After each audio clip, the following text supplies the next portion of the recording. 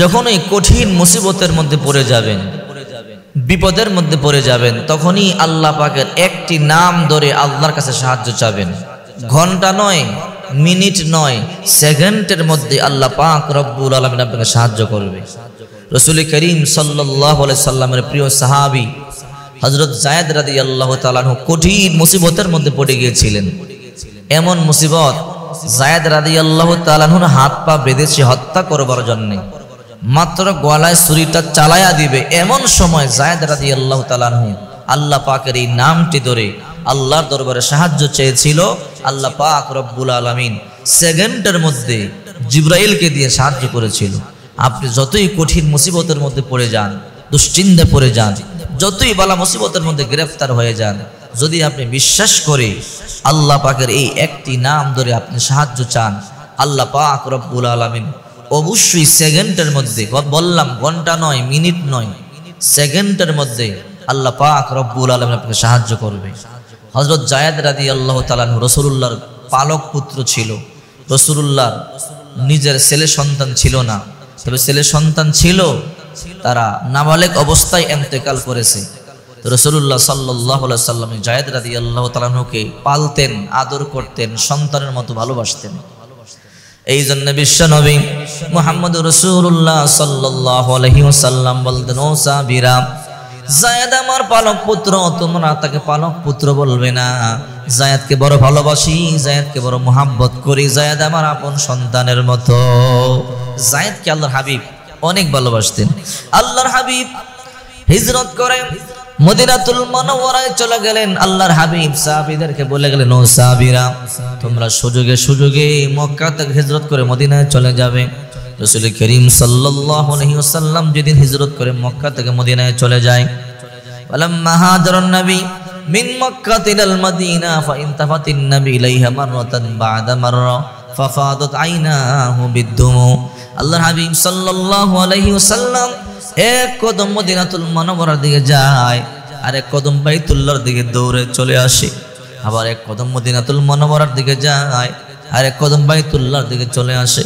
ফাফাদাত আইনাহু বিদ্দুমু, চোখগুলো বেয়ে বেয়ে পানিগুলো টপ টপ করে পড়তেছিল।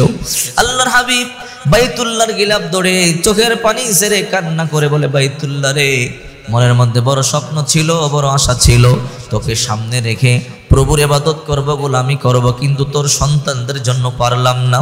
আমি চলে গেলাম সেই সুদূর মদিনায়, জানি না আবার কবে দেখা হয়। আল্লাহর হাবিবের কলিজা যেন ছিঁড়ে যাচ্ছিল। রাসূল করিম সাল্লাল্লাহু আলাইহি ওয়াসাল্লাম মদিনায় চলে গেলেন। সাহাবীরা মক্কায় টিকতে পারলেন না। সাহাবীরাও সুযোগে সুযোগে মদিনাতুল মুনাওয়ারার দিকে রওনা করলেন। রাসূলুল্লাহর প্রিয় সাহাবী নাম তার যায়েদ রাদিয়াল্লাহু তাআলা আনহু। যায়েদ রাদিয়াল্লাহু তাআলা আনহু হিজরত শুরু করে দিলেন। কাউকে পান না, একা একাই মদিনাতুল মুনাওয়ারার দিকে রওনা করলেন। যখন যেতে যেতে লম্বা পথ মরুভূমির মধ্যখানে চলে গেল, হঠাৎ করে একজনের সাথে সাক্ষাৎ হয়ে গেল। ওই ব্যক্তি বলে, যায়েদ কই যাও? বলে, মদিনায় যাই, মক্কায় থাকবো না, হিজরত করে মদিনায় চলে যাই। যেই মদিনায় নবী নাই, ওই মদিনায় আমি থাকবো না। ওই ব্যক্তি বলল, যায়েদ আমিও তোমার সাথে যাব। যায়েদ বলল, তাহলে চলো, ভালোই তো হয়, দুইজনে গল্প করে করে চলে যাব। যেতে যেতে লম্বা পথ, যায়েদ বুঝতে পারলো না এই ব্যক্তি মুনাফিক। যায়েদ বুঝতেও পারে না সে কিন্তু আমারে হত্যা করবে। এবার হঠাৎ করে দুইজনে ক্লান্ত হয়ে গেল, পরিশ্রান্ত হয়ে গেল। যায়েদ বলল, ও মুসাফির ভাই, চলেন একটা গুহার মধ্যে একটু আমরা আরাম করি, বিশ্রাম করি, আবার সময় হলে আবার আমরা রওনা করব। ঠিক আছে। যায়েদ রাদিয়াল্লাহু তাআলা আনহু যখন গুহার মধ্যে গিয়া নিশ্চিন্তে ঘুমায় গেল, ক্লান্ত পরিশ্রান্ত, ঘুম থেকে জাগবে, তারপরে আবার মদিনার দিকে যাবে। আর যায়েদ যখন ঘুমালো, এই ঘুমের মধ্যে মুনাফিক তার হাত পাগুলো বেঁধে ফেললো। যায়েদ ঘুম থেকে উঠলেন, কিরে তুমি আমার হাত পা কেন বাঁধলা? তুমি আমার সঙ্গী, তুমি মুসাফির ভাই। বলে, যায়েদ তুমি তো জানো না আমি তো তোমার হত্যা করবার জন্য রওনা হয়েছি। আমার কল্পনা, আমার চিন্তা, আমার ভাবনা, কি করে তোমাকে হত্যা করা যায়। যেইনি তুমি ঘুমাইছো তখন আমি তোমার হাত পা বেঁধে ফেলেছি। রে যায়েদ, তোমার হত্যা করব। যায়েদ বলে, লিমা তাকতুলুনি, তুমি কেন হত্যা করবা? কেন আমার হত্যা করবা? এবার মুনাফিকটা বলে, যায়েদ, ইন্নী আ'লাম আন্না মুহাম্মাদান ইউহিব্বুকা ওয়া আনা উবগিদুহু, আমি জানি মুহাম্মদ সাল্লাল্লাহু আলাইহি ওয়াসাল্লাম তোমাকে বড় ভালোবাসে, আর আমি মুহাম্মদকে ঘৃণা করি। যায়েদ রে, তোমাকে হত্যা করলে মুহাম্মদ কষ্ট পাবে, এটাই আমার সার্থকতা। তোমারে হত্যা করলে তো মুহাম্মদ কষ্ট পাবে। যায়েদ বলে, না, তুমি আমাকে হত্যা করতে পারবে না, আল্লাহ আমাকে সাহায্য করবে। বলে, না, তোমারে কেউ সাহায্য করবে না। বলে, আমার আল্লাহ আমাকে হেফাজত করবে। এবার মুনাফিক বলল, রে যায়েদ, যদি তোমার আল্লাহ তোমার হেফাজত করে, তোমার আল্লাহরে ডাকো। যায়েদ তখন এই শব্দ বলে ডাক দিল, আগিথনি ইয়া রহমান। এই ছোট্ট দোয়া, আল্লাহর নাম ধরে ডাকবেন, আগিথনি ইয়া রহমান, হে রহমান আমাকে সাহায্য করো। যখন মুনাফিক তারে হত্যা করবার জন্য তার গলায় ছুরি চালাবে, যায়েদ বলে, আগিথনি ইয়া রহমান, ও রহমান, তুমি ছাড়া সাহায্য করবার মতো কেউ নাই। এই কথা বলতে দেরি কে যেন ধমক দিয়ে বলে, লা তাকতুলহু, তাকে হত্যা করো না। কে যেন ধমক দিয়ে বলে, লা তাকতুলহু, তাকে হত্যা করো না। যায়েদ তখন মুনাফিক আশ্চর্য হয়ে গেল, কে আমাকে ধমক দেয়? মুনাফিক গুহা থেকে বের হলো, গুহা থেকে বের হয়ে দেখে কাউকে দেখা যায় না। কে আমাকে ধমক দিল হত্যা করো না? আবার গুহার ভিতরে ঢুকলো, দ্বিতীয়বার আবার হত্যা করতে যায়। যায়েদ বলে, আগিথনি ইয়া রহমান। হঠাৎ করে আবার ধমক দিয়ে বলে, লা তাকতুলহু, তাকে হত্যা করো না। মুনাফিক বলে, কে রে আমাকে ধমক দেয়? আবার বের হলো, আবার বের হয়ে দেখে কাউকে দেখা যায় না। এবার তৃতীয়বার ভিতরে চলে গেল। তৃতীয়বার ভিতরে গিয়ে যখন আবার তাকে হত্যা করবার জন্য গলায় ছুরি চালাবে, হঠাৎ করে যায়েদ বলে, আগিথনি ইয়া রহমান, ও রহমান আমাকে সাহায্য করো।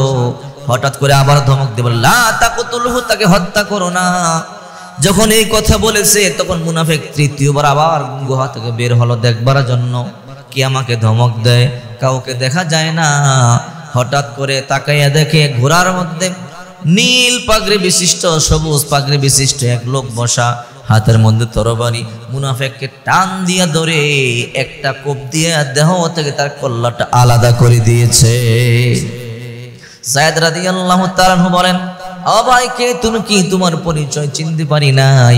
বলে, আমি জিবরাইল, আল্লাহ তাআলাকে তুমি ডেকেছো, এ রহমান আমাকে সাহায্য করো, আল্লাহ পাক আমাকে পাঠাইছে। আরে যায়েদ, টেনশন করবা না। তুমি যখন প্রথমবার বলেছো আল্লাহ আমাকে সাহায্য করো, আমি তখন সপ্তম আকাশে। তুমি যখন দ্বিতীয়বার বলো, আগিথনি ইয়া রহমান, হে রহমান আমাকে সাহায্য করো, আমি তখন প্রথম আকাশে। তুমি যখন তৃতীয়বার বলো আল্লাহ আমাকে সাহায্য করো, তখন আমি এই জমিনে। আমি মুনাফিককে হত্যা করেছি, তুমি টেনশন করবা না। কোন বান্দা যদি আল্লাহকে ডাক দেয় মুসিবতের মধ্যে পড়ে, আল্লাহ সহ্য করতে পারে না, কারণ আল্লাহ তো ঘুমায় না।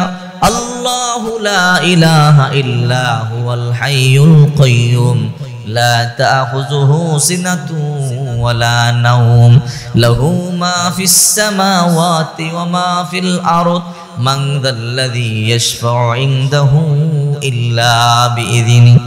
আল্লাহ এমন রব, তিনি তো হাইয়ুল কাইয়ুম, চিরঞ্জীব ধারক বাহক। তিনি ঘুমান না, তন্দ্রাও যায় না।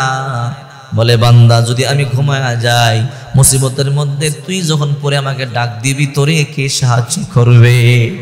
এই জন্য হে মা বোনেরা, যখন কঠিন মুসিবতের মধ্যে পড়বেন, বিশ্বাসের সহিত, ঈমানের সহিত আপনি আল্লাহকে ডাক দিবেন, আগিথনি ইয়া রহমান বলে। আগিথনি ইয়া রহমান বলে ডাক দিতে দেরি হবে, আল্লাহ পাক আপনাকে সাহায্য করতে দেরি করবে না। অন্তরে বিশ্বাস রাখতে পারেন। অন্তরে বিশ্বাস রেখে যদি আপনি আল্লাহকে ডাক দেন, ঘন্টা নয়, মিনিট নয়, আল্লাহ সেকেন্ডের মধ্যে আল্লাহ আপনাকে সাহায্য করবে। সেকেন্ডের মধ্যে আল্লাহ পাক আপনাকে সাহায্য করবে। যেমনটি যায়েদ রাদিয়াল্লাহু তাআলা আনহুকে আল্লাহ সাহায্য করেছিলেন, ওই আল্লাহ মরে নাই, বুড়াও হয় না, ওই আল্লাহ আগের মতো এখনই আছে। সুবহানাল্লাহ, ওই আল্লাহ এখনই আগের মতো আছে। এই জন্য আপনি বেশি বেশি করে আল্লাহর নাম বেশি বেশি করে নিবেন। আল্লাহ